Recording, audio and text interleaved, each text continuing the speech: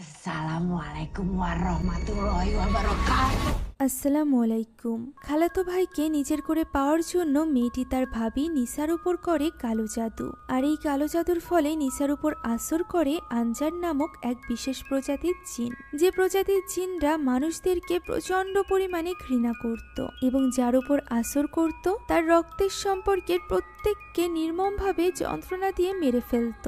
কিন্তু অবাক করা ঘটনা তো তখন ঘটতে থাকে যখন এই কালো জাদুর ফলে নিসার পরিবার নয়, বরং এর ফলে মারা যেতে থাকে ওই মেয়েটির পরিবার, যে কিনা কালো জাদু করেছিল। হ্যাঁ, আপনারা ঠিকই ধরেছেন। আজ আমি আপনাদের জন্য নিয়ে এসেছি সদ্য মুক্তি পাওয়া, বিশ্বের বুকে সাড়া জাগানো ইন্দোনেশিয়ান ইসলামিক হরর মুভি সিজ্জিনের গল্প, যেটা রিলিজ পাওয়ার পর থেকেই আপনারা প্রচুর পরিমাণে কমেন্ট করেছিলেন। তাই চলুন কোনো রকম দেরি না করে শুরু করা যাক এই জনপ্রিয় মুভির গল্প।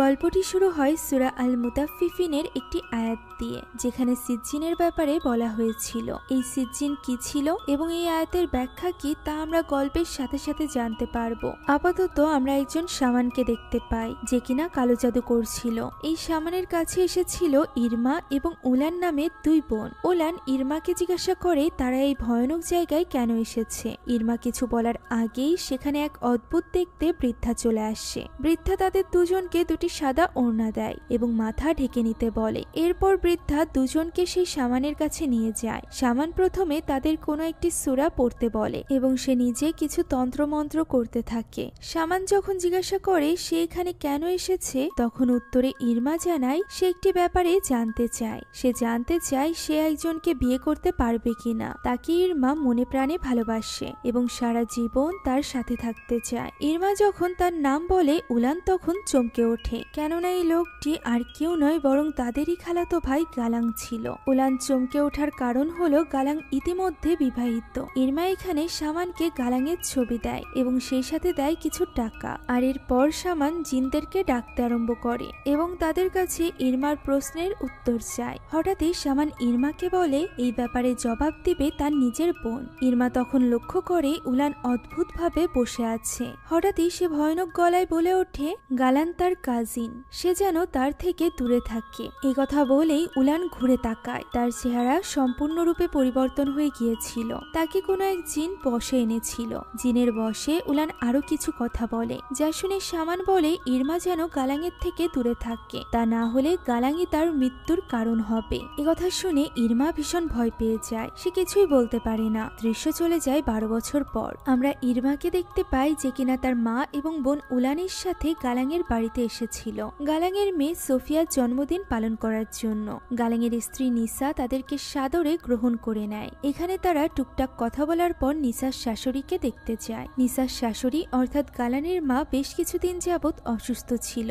ডাক্তার তার কোনো চিকিৎসা করতে পারছিল না। নিসা জানায় তাদের এক আত্মীয় বলেছে তার শাশুড়িকে আর স্বাভাবিকভাবে চিকিৎসা করে ঠিক করা সম্ভব হবে না। তাদের অন্য কোনো চিকিৎসার পদ্ধতি গ্রহণ করা উচিত, কারণ তাদের উপর কেউ একজন কালো জাদু করেছে। ইরমার মা ফারা বলে ওঠে সে সব কুসংস্কারে কেন বিশ্বাস করছে। সে তো একজন শিক্ষিত মেয়ে, তাদের উচিত স্বাভাবিক চিকিৎসা চালিয়ে যাওয়া। যা শুনে নিসার কিছু না বলে রান্নাঘরে চলে যায় তাদের আনা জিনিসগুলো রাখার জন্য। ওই সময় গালাং সেখানে বসে কিছু একটা পড়ছিল। তখনই ইরমা সেখানে আসে এবং গালাংয়ের গায়ে পড়ে তার সাথে কথা বলতে থাকে। গালাং পাত্তা না দিলে সে জোর করে গালাংকে নিয়ে যায় সোফিয়ার কেক কাটতে, যে ব্যাপারটা নিসাও লক্ষ্য করে। নিসার চোখ মুখ দেখে আমরা বুঝতে পারি ইরমার এইভাবে গালাংয়ের কাছাকাছি আসা তার পছন্দ ছিল না, তবে সেই ব্যাপারে কিছু বলতোও না। এখন তারা সবাই মিলে সোফিয়ার জন্মদিনের কেক কাটে। আমরা জানতে পারি সোফিয়া চোখে দেখতে পায় না। ইরমা তাকে খুব সুন্দর একটা পুতুল উপহার দেয়, সেই সাথে দেয় একটা লিপস্টিক। এখানে সবাই যখন গালাংয়ের মাকে নিয়ে ব্যস্ত ছিল, তখন চুপচাপ ইরমা চলে যায় গালাংয়ের কাছে। আমরা এখানে বুঝতে পারি ওই দিন কবিরাজ সাবধান করে দেওয়ার পরও ইরমা গালাংয়ের থেকে দূরে যায়নি। বিয়ের পরও গালাং এবং ইরমার মধ্যে সম্পর্ক ছিল, যে সম্পর্কের ফল হিসাবে ইরমা এখন গর্ভবতী। মূলত গালাং এবং ইরমার সম্পর্ক ছিল গালাংয়ের বিয়ের আগে থেকেই, তবে সে তা তার মাকে জানাতে চায়নি। 3 বছর ইরমার সাথে প্রেম করার পর গালাং তার মায়ের ঠিক করা মেয়ের সাথে বিয়ে করে, অর্থাৎ নিসার সাথে। তবে ইরমাকে সে ছেড়ে দেয়নি, এমনকি সে তখন তো ইরমাকে প্রমিসও করেছিল যে সে কখনোই ইরমাকে ছেড়ে দিবে না, কারণ সে একমাত্র ইরমাকেই ভালোবাসে। আর এভাবেই তারা গত 12 বছর ধরে একটা অবৈধ সম্পর্কে আবদ্ধ ছিল। ফলস্বরূপ এখন ইরমা প্রেগনেন্ট।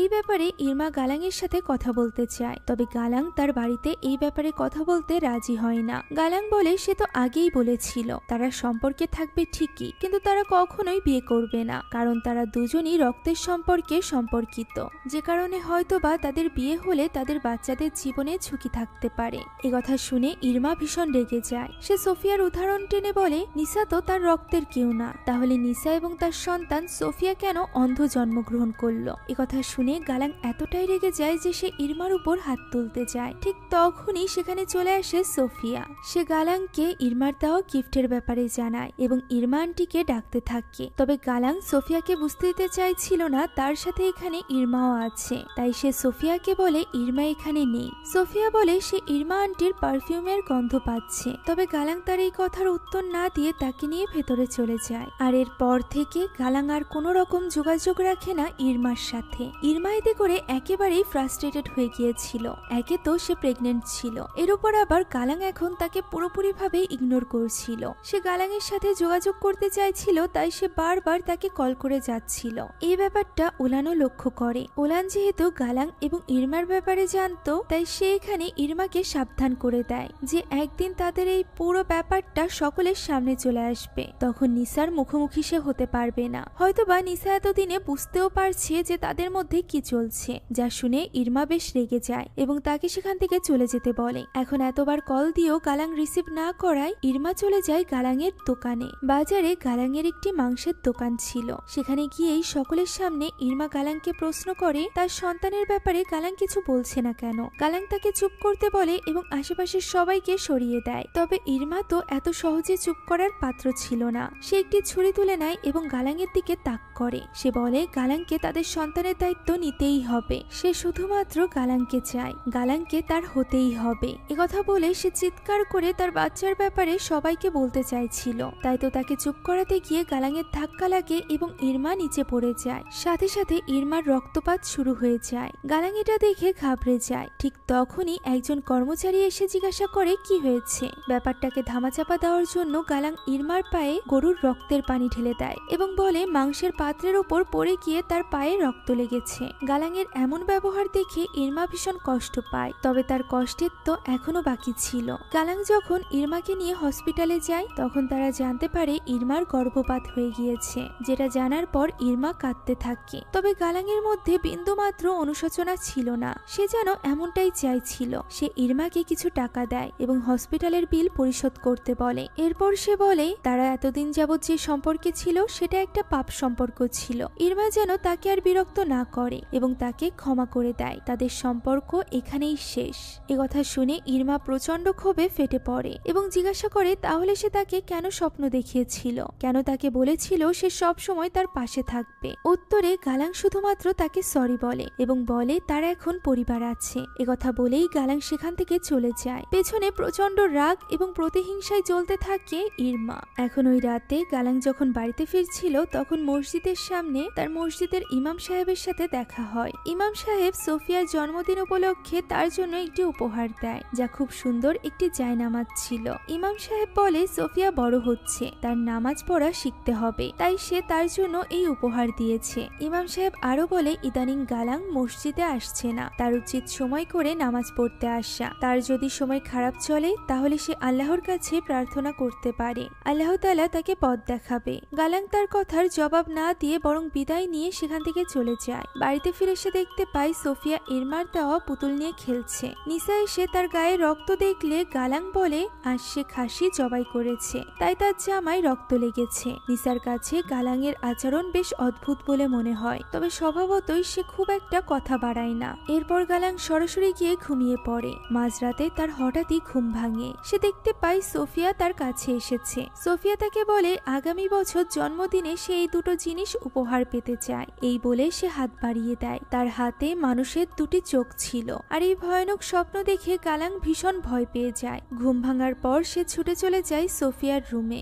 সেখানে সে দেখতে পায় সোফিয়া শান্তভাবে ঘুমাচ্ছে। গালাং মন খারাপ করে সোফিয়ার পাশে বসে। সোফিয়ার চোখের এই অবস্থার জন্য সে মূলত নিজেকেই দায়ী মনে করত। সোফিয়া যখন মায়ের পেটে ছিল তখন একবার নিসার প্রচন্ড ব্যথা হয়েছিল, তবে গালাং খুব একটা পাত্তা দেয়নি, কেননা তখনও পর্যন্ত ডেলিভারির সময় হয়নি, কেবলমাত্র 6.5 মাস হয়েছে। তাই সে নিসাকে এই ব্যথা সহ্য করতে বলে। কিন্তু ব্যথা যখন প্রচন্ড বেড়ে যায় তখন তাকে ডক্টরের কাছে নিয়ে যাওয়া হয়। সেখানে জন্ম হয় সোফিয়ার। সে জন্ম থেকেই অন্ধ ছিল। ডাক্তার জানায় ব্যথার শুরুতেই যদি নিসাকে হসপিটালে নিয়ে আসা হতো তাহলে হয়তো বা তাদের সন্তানের চোখ নষ্ট হতো না। এই সব কিছু ভেবে গালাং সবসময় অপরাধ বোধে ভোগে। তাই তো পরদিনই সে মসজিদে যায়, যেখানে ইমাম সাহেব সিজ্জিন সম্পর্কে খুতবা করছিলেন। ইমাম সাহেব বলেন, কোরআনে বলা আছে যারা ভয়ানক পাপ করে তাদের সবাইকে মৃত্যুর পর সিজ্জিন নামের একটা কারাগারে বন্দী করে রাখা হবে, সেখানে তারা অনন্তকালের জন্য বন্দী হয়ে যাবে। তাই ইমাম সাহেব এই সকল ভয়ানক পাপ থেকে সবাইকে দূরে থাকতে বলে। তবে গালাং এখানে মন দিয়ে এইসব কথা শুনছিল না, সে অন্য কোনো চিন্তায় ডুবেছিল। খুতবা পাঠ শেষ হওয়ার পর গালাং বের হওয়ার সময় তার জুতা খুঁজে পাচ্ছিল না। তখন তার বন্ধু মজা করে বলে মসজিদও তাকে ওয়েলকাম জানাচ্ছে। সে গালাংকে জিজ্ঞাসা করে যে গালাং এতদিন যাবৎ কেন আল্লাহর স্মরণে আসেনি। তখন গালাং জানায় মানুষ যতক্ষণ না পর্যন্ত বিপদে পড়ছে ততক্ষণ পর্যন্ত আল্লাহর কথা মনে পড়ে না। যা শুনে তার বন্ধু বলে গালাংকে তো তাহলে আরো বেশি বেশি করে বিপদ দেওয়া উচিত, যাতে করে সে আল্লাহর কথা বেশি করে স্মরণ করে। একথা বলেই তার বন্ধু চলে যায়। ঠিক তখনই গালাংয়ের কাছে কল আসে ইরমার। ইরমা তখন বাসে ছিল।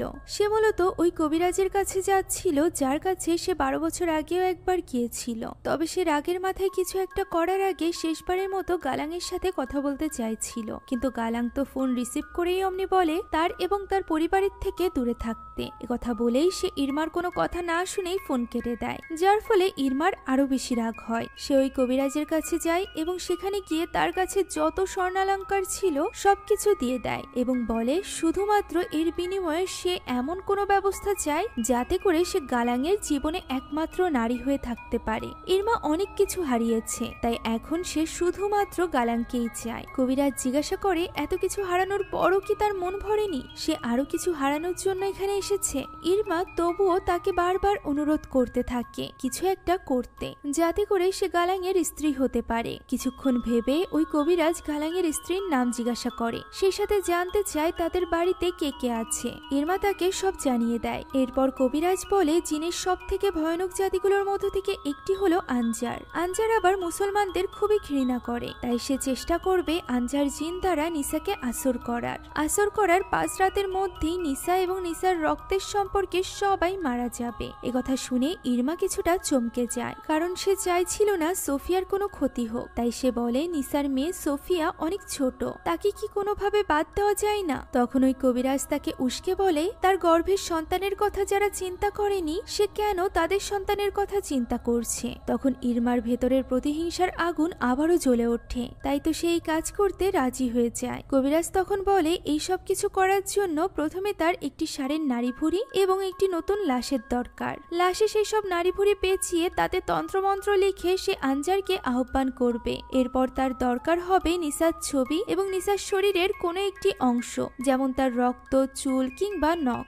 ইরমা জানায় সেই সব কিছু এনে দিতে পারবে। আর এরপর সে চলে যাওয়ার পর ওই রাতেই কবিরাজ তার কাজ শুরু করে দেয়। সে একটি ষাঁড় জবাই করে তার নাড়ি ভুঁড়ি বের করে আনে, আর এরপর নতুন একটা কবর খুঁড়ে বের করে আনে একটা সদ্য মৃত লাশ থেকে পা কেটে নেয়। আর এরপর জিনকে ডাকার কাজ শুরু করে দেয়। আর ঠিক তখনই আমরা দেখতে পাই সোফিয়ার হঠাৎই পেটে ব্যথা করছে, যে ব্যাপারটা নিয়ে নিসাও বেশ চিন্তিত হয়ে পড়ে। পরদিন সকালবেলায় ইরমা চলে যায় গালাংয়ের বাড়িতে। নিসা জানায় গালাং বাড়িতে নেই। ইরমা বলে সে গালাংয়ের কাছে নয়, বরং সোফিয়ার কাছে এসেছে। ইরমা সোফিয়ার সাথে বসে বেশ কিছুক্ষণ গল্প করে। তখন নিসাও সেখানে আসলে তাদের কথাবার্তা দ্বারা আমরা জানতে পারি নিসার আসলে আপন বলতে কেউই ছিল না। তার বাবা মা অনেক আগেই মারা গিয়েছিল।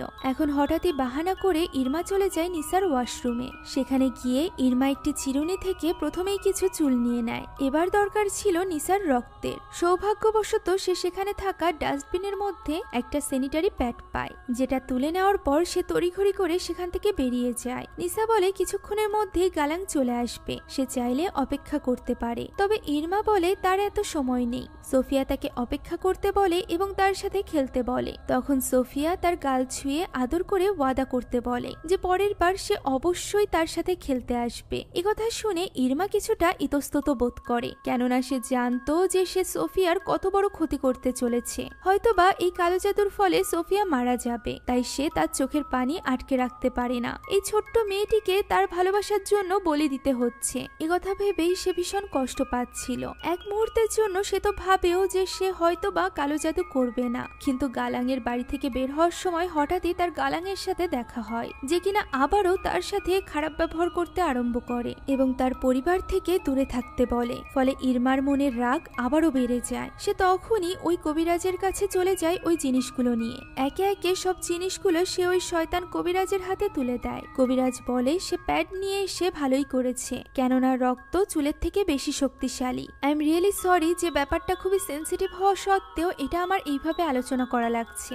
এর মর্ম আপনারা শেষে বুঝতে পারবেন। এখন কবিরাজ ওই প্যাড পানিতে ভিজায় আর সেই পানি সে ষাঁড়ের নাড়ি ভুঁড়ির উপর দিয়ে দেয়। এই সব কিছু দেখে ইরমার বেশ ঘৃণা লাগছিল, সেই সাথে ভয়ও করছিল। তবুও সে চুপচাপ সেখানেই বসে থাকে। কবিরাজের পর নিসার ছবি কেটে টুকরো টুকরো করে মন্ত্র পড়তে থাকে। হঠাৎ করেই সেখানে প্রচন্ড জোরে ভূমিকম্প শুরু হয়ে যায়, যা দেখে কবিরাজ বুঝে যায় জিনরা এখানে চলে এসেছে। সে নিসার ছবির টুকরোগুলো কুকুরের খাবারের সাথে মেশায় এবং তার অ্যাসিস্ট্যান্ট বৃদ্ধাকে বলে এই খাবারগুলো কুকুরদেরকে রাতের বেলা খাইয়ে দিতে। বৃদ্ধা তাই করে। আর এরপর ওই কবিরাজ ইরমাকে বলে আজ রাত থেকে 5 রাত পর ইরমার সব ইচ্ছা পূরণ হয়ে যাবে। আজ থেকে 5 রাতের মধ্যেই নিসার রক্তের সকলে একে একে মারা যাবে। একথা শুনে ইরমার রুহ যেন কেঁপে ওঠে। তবুও সে কবিরাজকে আটকায় না। শুরু হয়ে যায় ভয়ঙ্কর অধ্যায়ের প্রথম রাত। রাত তখন 3টা বাজে। গালাং ঘুমিয়েছিল। নিসা তখন তাহাজ্জুদের নামাজ পড়ছিল। হঠাৎ করেই তার জায়নামাজের ওপর একটি ষাঁড়ের মাথা এসে পড়ে।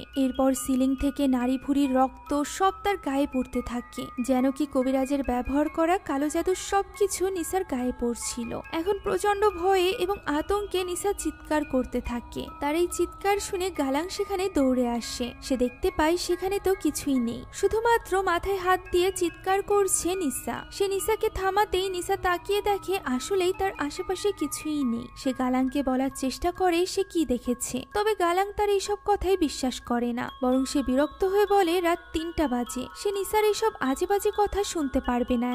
এখন এভাবেই পরদিন সকাল হয়ে যায়। নিসা সোফিয়ার রুমে বসে কিছু একটা সেলাই করছিল। হঠাৎ করেই তার পায়ের কাছে কাচের বোতল গড়িয়ে আসে। সেটা উঠানোর জন্য সে নিচু হয়। তখনই সে বিছানার নিচে সোফিয়ার ওই পুতুলটিকে দেখতে পায়, যেটি ইরমা তাকে দিয়েছিল। এখানে নিসাকে দেখে মনে হচ্ছিল তার কিছু একটা হয়ে গিয়েছে। সে ওই পুতুলটি হাতে নেয় এবং পুতুলের গলা চেপে ধরে। আর এরপর সে ওই পুতুলটির চুলগুলো কেটে নিজের মুখে ভরে দেয়। শুধুমাত্র তাই নয়, সে নিজের চুলও কাটতে থাকে এবং সেগুলো খেতে আরম্ভ করে, যার ফলে তার মুখ থেকে ফেনা বের হতে থাকে। আর এভাবেই চলে আসে দ্বিতীয় রাত্রি। আমরা ইরমাকে গালাংয়ের বাড়ির সামনে দেখতে পাই। গালাং তখন সদ্য বাড়িতে ফিরেছিল। বাড়িতে ফিরতেই নিসা তাকে জিজ্ঞাসা করে সে এত রাত করেছে কেন। একথা শুনে গালাং ভীষণ রেগে যায় এবং বলে সে নিসার এত প্রশ্নের উত্তর দিতে পারবে না। তখন সোফিয়ার পুতুলের কানে হাত দেওয়া দেখে সে নিজের ভুল বুঝতে পারে এবং সে নিজে থেকেই নিসাকে সরি বলে। তখন নিসা জানায় বাড়িতে অদ্ভুত কিছু হচ্ছে,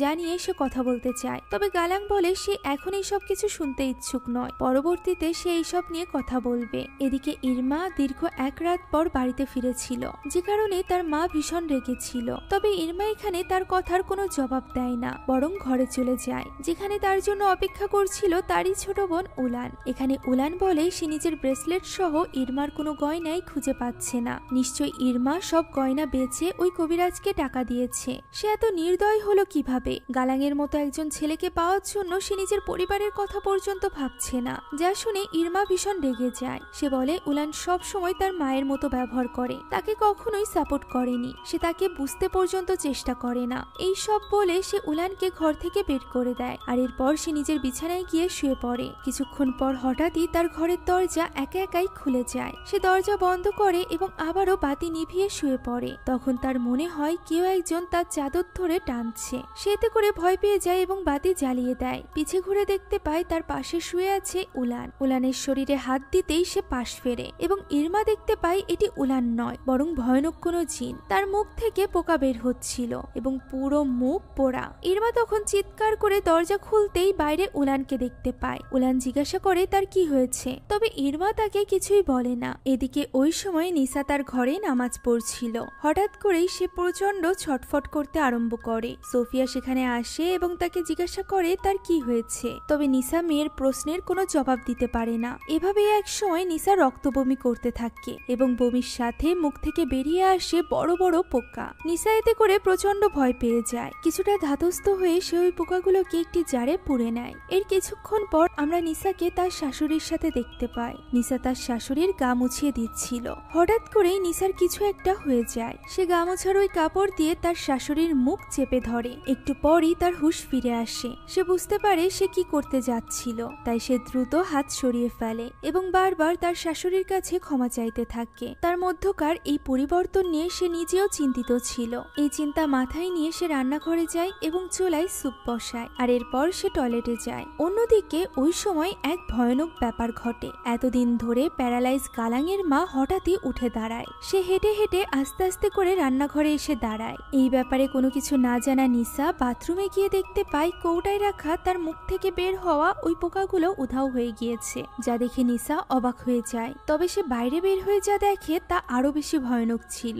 রান্নাঘরে তার শাশুড়ি স্যুপের হাড়ি হাতে দাঁড়িয়ে আছে। নিসার চোখের সামনেই ফুটন্ত গরম স্যুপ সে নিজের মাথার উপর ঢেলে দেয় এবং জ্বলে পুড়ে সাথে সাথে সেখানেই মারা যায়। এই ঘটনার আকস্মিকতায় নিসা একেবারেই হতভম্ব হয়ে পড়ে। এভাবেই ঘটে এই পরিবারের প্রথম মৃত্যু। ওই রাতে জানাজার আগে সবাই মিলে গালাঙের মায়ের চারিপাশে বসে দোয়া কালাম পড়ছিল। নিসা তখন ভীষণ কান্নাকাটি করছিল এবং তাকে সান্ত্বনা দিচ্ছিল ইরমার মা ফারা। এখানে দুজন মহিলা গালাঙের মাকে নিয়ে কথা বলছিল, যেখান থেকে আমরা জানতে পারি গ্রামবাসীর ধারণা গালাঙের মা এত বছর ধরে বিছানায় ছিল কারণ তার উপর কেউ কালো জাদু করেছিল, আর এটা হয়েছিল নিসার বিয়ের পরপরই। এখন আমরা নিসাকে দেখতে পাই যে কিনা শাশুড়ির মৃত্যুতে খুবই ভেঙে পড়েছিল। সে তার শাশুড়িকে মায়ের মতো ভালোবাসত। মায়ের কান্নাকাটি শুনে সোফিয়াও সেখানে চলে আসে এবং তাকে সান্ত্বনা দিতে থাকে। আর এরপর আমরা গালাঙের মায়ের জানাজা দেখতে পাই। সবার সাথে ইরমাও জানাজার নামাজ পড়তে দাঁড়িয়েছিল।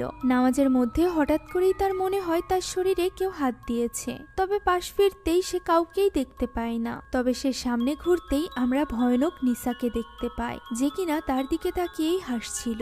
এখন এই নামাজে সালাম ফিরানোর সাথে সাথেই আমরা নিসাকে দেখতে পাই, যে কিনা সকলের সামনে ওই লাশের কাছে পৌঁছে গিয়েছিল। তাকে একদমই স্বাভাবিক বলে মনে হচ্ছিল না। সে বিকৃতভাবে সবাইকে সালাম দেয়, আর এরপর লাশ রাখা খাটিয়াটি উল্টে ফেলে দেয়। সেখানে উপস্থিত সকলে তার এই রূপ দেখে ভীষণ চমকে যায়। ইমাম সাহেবের কথা মতো গালাং এবং তার বন্ধু নিসাকে ধরে শান্ত করার চেষ্টা করতে থাকে, আর এই সুযোগে বাকিরা গালাঙের মায়ের লাশ ঠিক করে। ইমাম সাহেব বুঝতে পেরে গিয়েছিল নিসার উপর কোনো জিন ভর করেছে, তাই সে ওই জিনের উদ্দেশ্যে বলে নিসার শরীর ছেড়ে বেরিয়ে যেতে। নিসা তাকে বলে সে কোন সাহসে বের হতে বলছে, সে এখানেই থাকবে। ইমাম সাহেব তখন কিছু দোয়া কালাম পড়ে জিনটাকে শান্ত করার জন্য নিসার মাথায় হাত রাখে, যার ফলে নিসার মধ্য থেকে জিন সাময়িক সময়ের জন্য বেরিয়ে যায়। ফলে নিসাও অজ্ঞান হয়ে পড়ে। এখানে আমরা দেখতে পাই যতক্ষণ পর্যন্ত নিসার মধ্যে ওই জিন ছিল ততক্ষণ পর্যন্ত ইরমা বেশ খুশি হচ্ছিল, কিন্তু যখনই ইমাম সাহেব নিসার মধ্য থেকে ওই জিন বের করে দেয় তখন ইরমার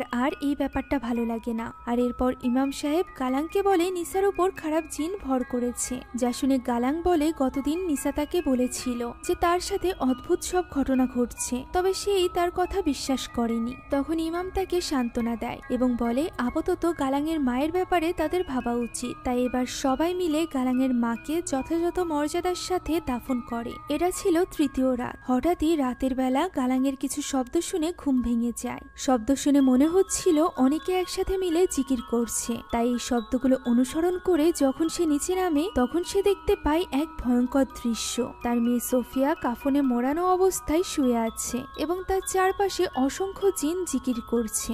গালাং এতে করে এত বেশি ভয় পেয়ে যায় যে সে পা পিছলে পড়ে অজ্ঞান হয়ে যায়। জ্ঞান ফিরতেই সে দেখতে পায় কাফনে মোড়ানো অবস্থায় সে নিজেই শুয়ে আছে এবং তার চারপাশে জিনেরা জিকির করছে। সে যেন কিছু বলতে চেয়েও বলতে পারছিল না, হাত পা নাড়াতে চেয়েও নাড়াতে পারছিল না। এরই মধ্যে হঠাৎ করে একটা জিন তার মুখের উপর চলে আসে এবং তাকে উদ্দেশ্য করে বলে তারা তারা সবাই জানে সে ইরমার সাথে কি করেছে। একথা শুনে গালাং আরো বেশি ভয় পেয়ে যায়। ঠিক তখনই সোফিয়ার ডাকে তার জ্ঞান ফিরে আসে। জ্ঞান ফেরা মাত্রই সে সোফিয়াকে তার পাশে দেখতে পায় এবং মেয়েকে জড়িয়ে ধরে গালাং স্বস্তির নিঃশ্বাস ফেলে। এভাবেই তৃতীয় রাতটি কেটে যায়। পরদিন সকালে গালাঙের ঘুম ভাঙতেই সে নিসাকে সোফার উপর বসা অবস্থায় দেখতে পায়। সে নিসার কাছে যায় এবং তাকে বলে সে ভুল করেছে। তার আগেই নিসার কথাই বিশ্বাস করা উচিত ছিল।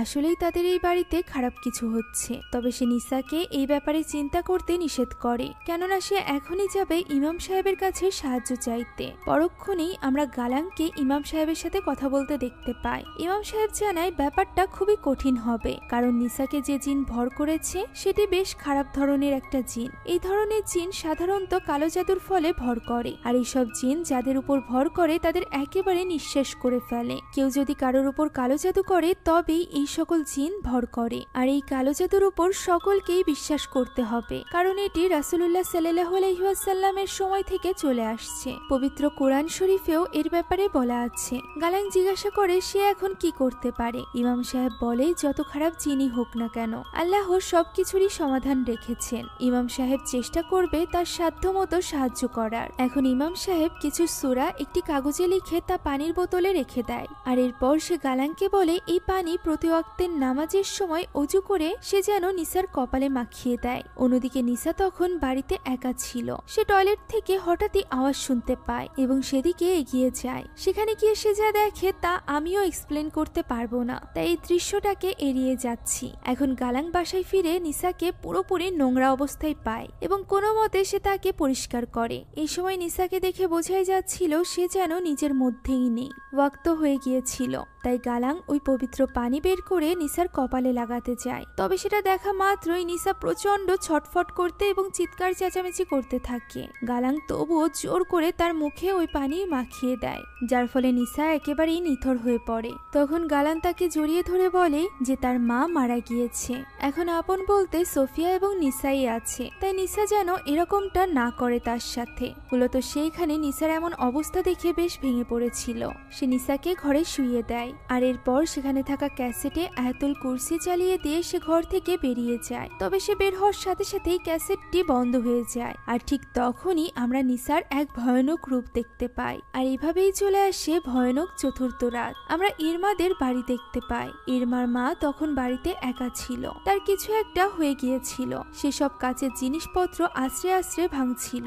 এক সময় সে মাটি থেকে কাঁচ তুলে নেয় এবং তা গিলে খেতে আরম্ভ করে, যার ফলে তার গলা কেটে যায়। আর এভাবেই রক্তপাত হতে হতে সে সেখানেই মারা যায়। ইরমা এবং ওলান বাড়িতে ফিরে মাকে এইভাবে দেখে হতভম্ব হয়ে পড়ে। তারা চিৎকার করে মাকে ডাকতে থাকে, তবে তাতে কোনো লাভ হয় না। তাদের মা অলরেডি তাদেরকে ছেড়ে চলে গিয়েছিল। পরদিন তার জানাজার ব্যবস্থা করা হয়। উলান তখন বোনকে ধরে কাঁদছিল, তবে সে তো জানতোই না এই সব কিছুর জন্য ইরমাই দায়ী, অর্থাৎ তার বোনই দায়ী। ইরমা বলে তার ধারণা এই সব কিছু তার জন্যই হচ্ছে। তার মা, তার খালা অর্থাৎ গালাঙের মা তার জন্যই মারা গিয়েছে। উলান জিজ্ঞাসা করে সে কি করেছে। ইরমা বলে সে আবারও ওই কবিরাজের কাছে গিয়েছিল। উলান সব বুঝতে পারে এবং বলে এসব কি সে গালাঙের জন্য করেছে। ইরমা বলে তার গর্ভে গালাঙের সন্তান ছিল, যাকে হারানোর পর সে প্রচন্ড রেগে গিয়েছিল এবং কোনো কিছু না ভেবেই ওই কবিরাজের কাছে ছুটে গিয়েছিল।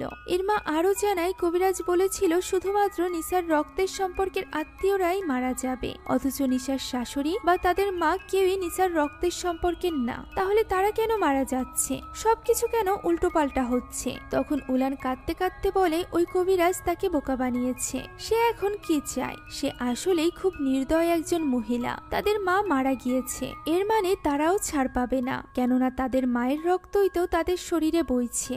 এখন তারা কি করবে? এভাবে চলতে থাকলে উলান নিজেও তো মারা যাবে। একথা শুনে ইরমা বেশ ঘাবড়ে যায়। সে বলে সে উলানের কিছুই হতে দিবে না, সে সবকিছু ঠিক করে ফেলবে। দু বোন একে অপরকে জড়িয়ে ধরে কাঁদতে থাকে। অন্যদিকে তখন নিসা এবং সোফিয়া বাড়িতে ছিল। সোফিয়া মায়ের সাথে কথা বলছিল, তবে নিসার সেদিকে কোনো মন ছিল না। এরই মধ্যে ওয়াক্ত হয়ে যায়। গালাং বাড়িতে না থাকায় সে নিসার মাথায় পানি দিতে পারে না, যে কারণে নিসা তখন আজানের ধ্বনি কিছুতেই সহ্য করতে পারছিল না। এক পর্যায়ে সে প্রচন্ড চিৎকার করে সেখান থেকে ছুটে যায় এবং দৌড়ে গিয়ে গলায় ফাঁস লাগায়। সৌভাগ্যক্রমে ঠিক তখনই গালাং সেখানে চলে আসে। সে কোনো মতে নিসাকে মাটিতে নামিয়ে আনে। এই সব কিছু গালাং আর সহ্য করতে পারছিল না, তাই সে প্রচন্ড হতাশায় চিৎকার করে কাঁদতে থাকে। এই ঘটনার কিছুক্ষণ পরই ইমাম সাহেব আসে নিসাকে দেখতে। নিসা প্রায় মরার মতো হয়ে পড়েছিল, যা দেখে ইমাম সাহেবের পর্যন্ত আত্মা কেঁপে যায়। সে নিসার চোখ বন্ধ করে দেয় এবং গালাংকে বলে মনে সাহস রাখতে। তারা যা করতে চলেছে তা খুবই ভয়ানক। এর জন্য গালাংকেই নিসাকে প্রস্তুত করতে হবে। প্রথমে নিসার মুখে পবিত্র পানি দিতে হবে, আর এরপর একটা স্কার্ফ দিয়ে তার মাথা ঢেকে দিতে হবে। সে এখানে গালাংকে বলে তওবার নামাজ পড়তে, যাতে করে তার যাবতীয় পাপের জন্য আল্লাহর কাছে সে ক্ষমা চাইতে পারে। নিশ্চয়ই আল্লাহ তাদেরকে সাহায্য করবে। আর এরপর ইমাম সাহেব বলে সে যেন নির্দিষ্ট সময় নিসাকে সাথে নিয়ে মসজিদের পেছনের হলে চলে আসে। একথা বলে ইমাম সাহেব সেখান থেকে চলে যায়। সে যাওয়ার পরপরই সেখানে আসে ইরমা এবং উলান। নিজের এমন দুঃসময়ে ইরমাকে সেখানে দেখে গালাং আরো বেশি রেগে যায়। সে তাকে এখানে আসতে নিষেধ করে। তখন ইরমা গালাংকে বলে দেয় যে প্রত্যেকটি মৃত্যুর জন্য সে নিজেই দায়ী, তার জন্যই তার মা এবং খালা মারা গিয়েছে। যা শুনে গালাং হতভম্ব হয়ে যায়। সে বুঝতে পারে নিসার মধ্যে থাকা ওই জিন আর কেউ নয়, বরং ইরমাই পাঠিয়েছিল। তাই সে ইরমার উপর প্রচন্ড রেগে যায়। তখন ইরমাও রেগে যায়। সে বলে সে একা এইসবের জন্য দায়ী নয়, গালাংও সমানভাবে দায়ী। গালাং তাকে বাধ্য করেছে এই সব কিছু করতে। গালাংই তাকে পাগল করে তুলেছে। গালাং দীর্ঘ 15টা বছর ধরে তার অনুভূতি নিয়ে খেলেছে। সে ভুল করেছে গালাংয়ের মতো ছেলের জন্য নিজের জীবন শেষ করে দিয়ে। সে এখানে গালাংকে একটা থাপ্পড় পর্যন্ত মারে। তবে গালাং তখন বলে যত যাই কিছু হোক না কেন, গালাং তার পরিবারকে রক্ষা করার সর্বোচ্চ চেষ্টা করবে। এতে করে ইরমার ক্ষতি হলেও তার কিছু করার নেই। একথা বলে সে সেখান থেকে চলে যায় এবং ইরমা কাঁদতে থাকে। চলে আসে পঞ্চম এবং শেষ রাত। ইরমার কাছে যে কয়টা সোনার আংটি ছিল সে কয়টাই সে কাপড়ে পেঁচিয়ে নেয়। আর এরপর উলানকে গিয়ে বলে আজই শেষ রাত, তাদেরকে দ্রুত সামানের কাছে যেতে হবে। তবে উলান এই কথার কোনো সাড়া না দিলেই সে বুঝতে পারে উলান অলরেডি ওই জিন দ্বারা পজেস হয়ে গিয়েছে। এখানে সে নিজের আদরের বোনটার এক ভয়ানক রূপ দেখে, যে কিনা ইরমারই গলা চেপে ধরে। ইরমা কোনো মতে নিজেকে ছাড়িয়ে নেয় এবং বারবার উলানকে ডেকে তার হুঁশ ফেরানোর চেষ্টা করতে থাকে। উলান ইরমাকে মারতে থাকলে সে এক ছুটে একটি ঘরে ঢুকে দরজা বন্ধ করে দেয়। উলানের ভেতরে থাকা শয়তান জিনটি বারবার ইরমাকে ডাকছিল। হঠাৎই এক সময় তার এই ডাক বন্ধ হয়ে যায়, যা দেখে ইরমা ভয়ে ভয়ে দরজা খোলে, কিন্তু বাইরে সে কাউকেই দেখতে পায় না। ঠিক তখনই ঘরের জানালা ভেঙে ভেতরে ঢুকে পড়ে উলান। ইরমা ছুটে ঘর থেকে বেরিয়ে যায়। উলানও তার পিছু করতে থাকে। ইরমা একটি গাছের নিচে গিয়ে একটি পাথর হাতে তুলে নেয়। তখন পেছনে ফিরেই দেখতে পায় উলান একেবারেই স্বাভাবিক হয়ে গিয়েছে, যা দেখে ইরমা তার হাতে থাকা পাথরটি ফেলে দেয়। পাথরটি ফেলে দেওয়ার সাথে সাথেই উলান আবারও ওই জিনের বশে চলে আসে এবং ইরমাকে বলে উলান মরতে চলেছে। একথা বলেই ওই জিন উলানকে নিয়ে গাছে উঠে যায়। ইরমা বারবার আল্লাহর নাম নিয়ে তাকে এই কাজ করতে নিষেধ করে। তবে উলান তো তখন আর নিজের মধ্যে ছিল না। সে সেখান থেকে লাফ দেয়। কিছু চুলের সাথে তার মাথার খুলি ওই ডালেই বেঁধে থেকে যায় এবং তার নিথর দেহটি এসে পড়ে ইরমার সামনে। ইরমা হতবুদ্ধের মতো বোনের লাশ জড়িয়ে ধরে বসে থাকে। অন্যদিকে ইমাম সাহেব মসজিদের পেছনের হলে সবকিছু প্রস্তুত করে। সে প্রথমে চারদিকে 4টা কোরআন শরীফ রাখে, আর এরপর 4 জন মিলে ওই কোরআন শরীফ তেলাওয়াত শুরু করে। অন্যদিকে ওই সময় আমরা গালাংকে দেখতে পাই, যে কিনা তওবার নামাজ পড়ছিল। সে মহান আল্লাহ তাআলার কাছে ক্ষমা চেয়ে তার কাছে সাহায্যের জন্য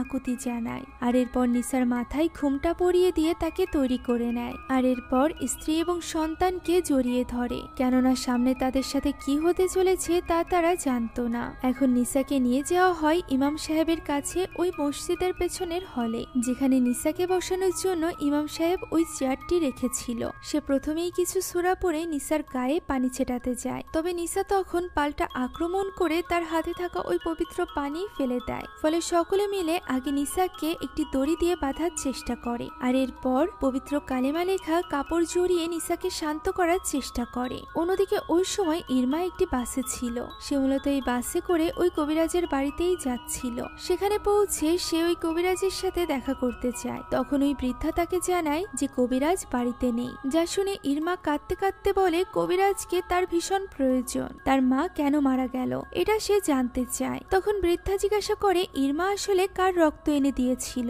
যা শুনে ইরমা কিছুটা দ্বিধায় পড়ে যায়। সে একেবারে স্তম্ভিত হয়ে গিয়েছিল, কেননা সে সে বুঝতে পেরেছিল সে রক্ত আনার সময় কিছু একটা ভুল করেছিল, তাই সে তখনই ওই কবিরাজের সাথে দেখা করতে চায়, কেননা এতে করে তার জীবনও যেতে পারে। তবে ওই বৃদ্ধা তাকে যেতে দেয় না। সে বলে এখন অনেক দেরি হয়ে গিয়েছে, এখন আর ইরমাকেও বাঁচানো সম্ভব নয়। যা শুনে ইরমা ক্ষেপে যায় এবং তখনই ওই বৃদ্ধাকে ধাক্কা দেয়, যার ফলে ওই বৃদ্ধা পাথরের ওপর পড়ে মাথা ফেটে মারা যায়। তবে এতে ইরমার বিন্দুমাত্র আফসোস ছিল না, কেননা সে তো যে কোনো ভাবে নিজের জীবন বাঁচাতে চাইছিল। সে চিৎকার করে বলতে থাকে সে গালাঙের সাথে থাকতে চায় না, সে শুধুমাত্র নিজের জীবন বাঁচাতে চায়। তাই কবিরাজ যেন কিছু একটা করে। একথা বলে ইরমা সেখানে ভাঙচুর করতে আরম্ভ করে। ঠিক তখনই হঠাৎ করে তার হাত পা বেঁকে যেতে থাকে। কোনো এক অদৃশ্য শক্তি তাকে অবর্ণনীয় যন্ত্রণা দিয়ে তিলে তিলে মারছিল।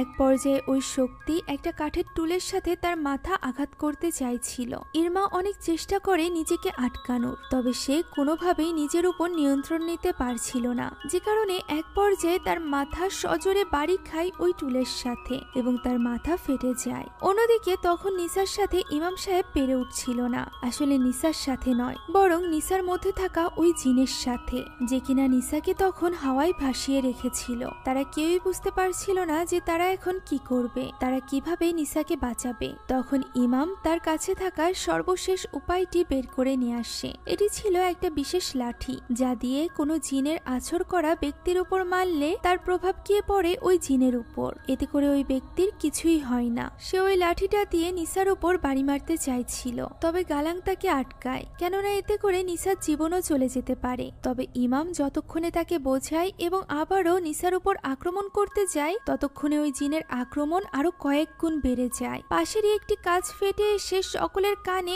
একটা অদ্ভুত আওয়াজ লাগে, যার ফলে সকলে গিয়ে ছুটে পড়ে এবং নিসাও উপর থেকে পড়ে যায়। ইমাম সাহেবের শাগরেদরা অজ্ঞান হয়ে গিয়েছিল। কিছুক্ষণ পর কোনো মতে গালাঙের জ্ঞান ফেরে। সে ঝাপসা চোখে দেখতে পায় নিসা তার দিকেই ছুটে আসছে। নিসা দৌড়ে এসে গালাঙের গলা চেপে ধরে। গালাং বহু কষ্ট করেও নিজেকে ছাড়াতে পারছিল না, ফলে আর কোনো উপায় না পেয়ে ইমাম সাহেব উঠে দাঁড়ায় এবং ওই লাঠির মতো দেখতে বিশেষ বস্তুটি দিয়ে নিসার মাথায় আঘাত করে। সাথে সাথে নিসা সেখানেই অজ্ঞান হয়ে যায়। এই পদ্ধতিতে মূলত জিনকে একেবারেই মেরে ফেলা হয়। তবে যদি কারোর শরীরে সত্যিই জিন না থাকে এবং তাকে এই লোহার লাঠির আঘাত করা হয়, তাহলে তার সাথে কি হবে এই ব্যাপারে ইমাম সাহেব জানে না। আর ঠিক তখনই সেখানে এসে দাঁড়ায় সোফিয়া, যার উপর ছিল সেই জিনের আসর। দৃশ্য চলে যায় অতীতে। আমরা জানতে পারি ইরমা যেদিন প্যাড নিতে গিয়েছিল তার আগের দিন রাতেই সোফিয়ার পেটে ব্যথা হয়েছিল। এই দৃশ্যের কথা আমি বলেছিলাম। মূলত ওই দিনই সোফিয়া প্রথমবারের মতো নিজের কৈশোর জীবনে পা বাড়িয়েছিল,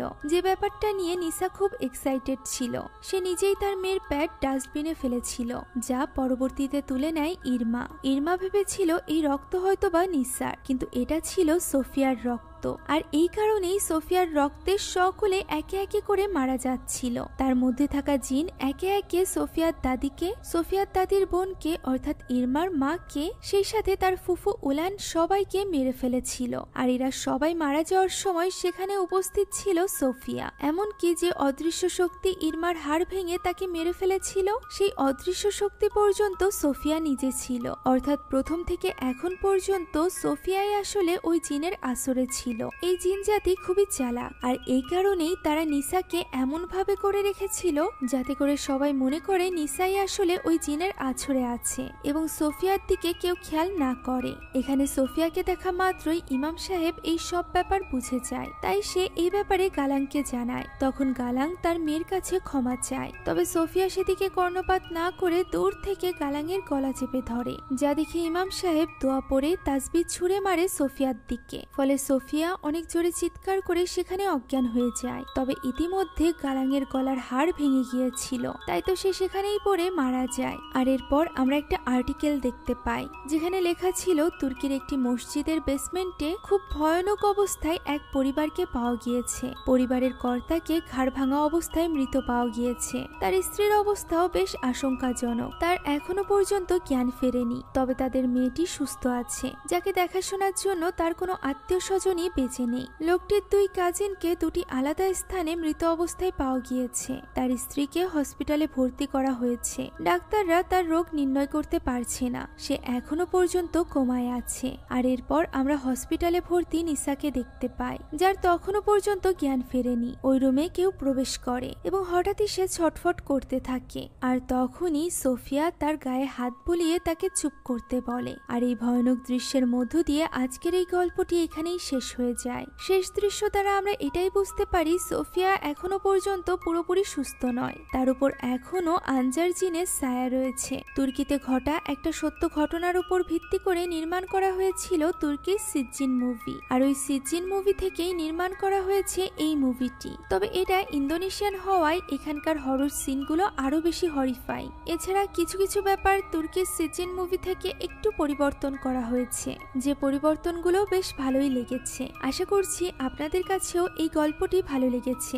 একটা মজার ব্যাপার কি জানেন, তুর্কির সিজ্জিন 1 মুভিটি আমি এক্সপ্লেন করেছিলাম আজ থেকে 4 বছর আগে, অর্থাৎ 2020 সালের রমজান মাসে রোজার মধ্যে। আর কিভাবে যেন সিজ্জিন মুভিটাও আমি একই টাইমে এক্সপ্লেন করলাম, অর্থাৎ রমজান মাসে। আশা করছি এই মুভির গল্প আপনাদের কাছে ভালো লেগেছে। যদি ভালো লেগে থাকে তাহলে একটি লাইক এবং একটি কমেন্ট করতে ভুলবেন না। সেই সাথে এরকমই ভয়ঙ্কর জিন ভূতের গল্পের জন্য আমাদের চ্যানেলটিকে সাবস্ক্রাইব করে বেল আইকনটি প্রেস করে দিবেন। Thank you so much for watching this video. আল্লাহ হাফেজ।